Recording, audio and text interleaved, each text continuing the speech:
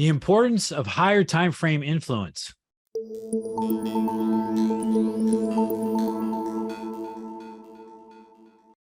What's really interesting is there is a logic behind how a price bar actually forms.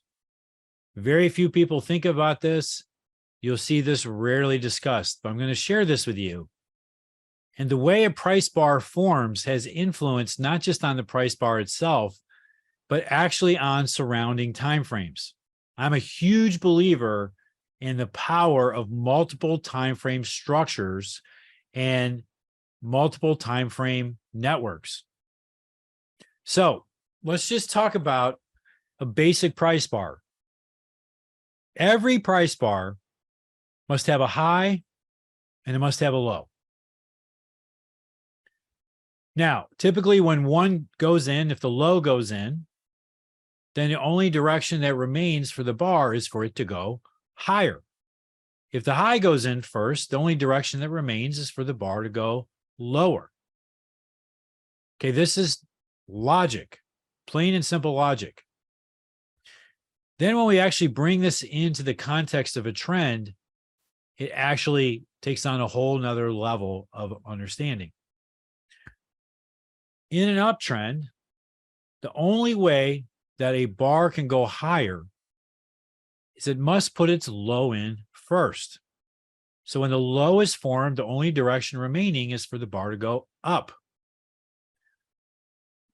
What's so interesting is that when a market moves lower at the beginning of a period, it often does so to put the low in. It then reverses and prices then move higher through the remainder of the period. Most bars trade higher and lower at some point during the bar. Very few of them just go up or just go down. They usually trade on both sides. Part of this trading on both sides is actually forming the low or the high and then creating the direction of the bar. There's a lot of detail that goes into this that's going to be beyond the scope of this Trader Tip Tuesday. But this is something that if you want to find out more about, this is one of the things that we teach. Now, the important thing about this then is that once a low for a higher time frame is put in, lower time frames must move higher in concert with the higher time frame direction up. So an example is if the monthly low goes in, then weekly and daily bars have to go higher. They may be able to go down for a little bit, but in general, they have to go up, particularly if you're one time frame away. If the low for the month goes in, weeklies in general have to go up because they're adjacent time frames. If the monthly is going up, the weekly has to go up. So this is important in the context of today. We're starting a new quarter. When we start a new quarter, we start the formation of a new quarterly bar, a new monthly bar, a new weekly bar, and of course, daily bars that make up the week. So whenever we have multiple time frames starting at the same time, this is when we tend to get really big moves. So beginning of a quarter, we're looking for the quarterly low or the quarterly high to go in first. And if that goes in, it'll also put the monthly low or monthly high in, and same with the week and the day. So in an uptrend, the lows tend to go in first, and then the bars move higher throughout the period. So in a downtrend, it's just the opposite. When the high of a bar is formed, the only direction remaining is for the bar to go down. So when a market moves higher at the beginning of a period, it often does so to put the high in first, then have the direction of the bar go lower through the remainder of the period.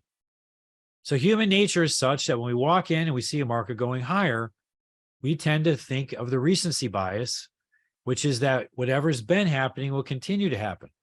So when we walk in and see a market going higher, we tend to think it's going to keep going higher, not really thinking about the fact that it may be going higher to put the high in first.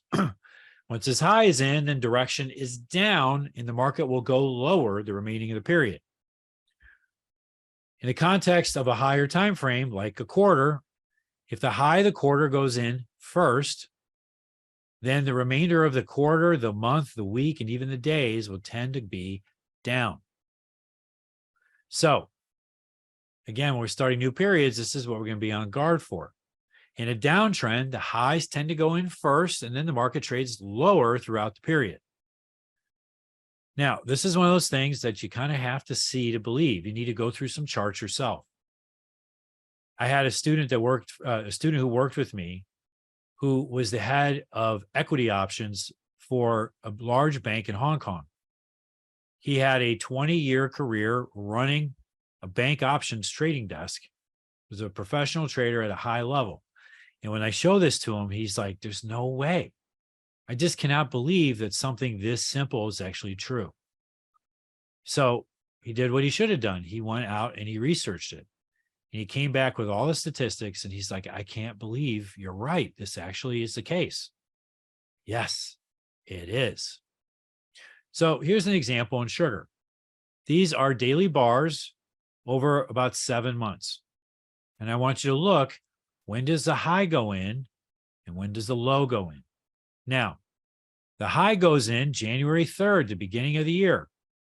And then the market trades lower throughout January. It rallies late in January to put the high for February in. So high for February goes in February 6th. Market trades lower again, rallies late in the month, puts the high for March in on March 2nd. Trades lower throughout March. The high for April goes in April 2nd, right at the beginning of the month. It trades lower throughout April. It even starts to trade lower through May, and then the low goes in first. Now, something can't happen all the time. So in a downtrend, you occasionally get a counter trend month. That's what we get in May. So look what happens in May, because this is really interesting. It trades lower in the beginning of May, leading us to maybe believe this is the high for the month. But we put the low in, we take out the highs. So the low goes in first. We take out the highs, and the market moves higher throughout May. So this is our first counter trend month. But look what's happening. The counter trend month sets up next month's high to go in first. So the high for the month goes in on May 31st, and the high for June goes in June 1st. Lo and behold, the market trades lower throughout June, and then the high for July goes in July 2nd, and it trades lower throughout July. 6 of the 7 months, put the high in first, and then trade down. Let's look at another example. This is in crude, and this is actually in a market that's more of a two-way market, at least initially.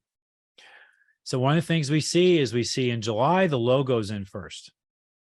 Trades higher, and the high goes in last. In August, the high goes in first, and the low goes in last. In September, the low goes in first, and the high goes in last. Then October, the high goes in. The market trades lower, but late in the month, it takes out the high and actually goes out on the highs. Then in November, the low goes in first, the high last. In December, the market breaks late in November to put the low for December in, and then it trades higher. Same pattern that we're talking about. I'll show you one more, and this is from this year. This is Meta. Look at Meta. Meta has been up all year long. Look when the low for Meta went in. It went in the first day of the year on January 3rd at 122.28. It's never traded that price since. So the low for the year went in early. So this has been a big year, for example, of a lot of bears. We've even been in the bear camp. And the idea is that there's all these problems in the economy and the market should go lower. But now when we're sitting here in July in stocks like this, the low for the year is probably in. Now it's searching for the high for the year. Now the high may go in August. It may go in December. I don't know. Our tools will give us a great sense of when that will be the case.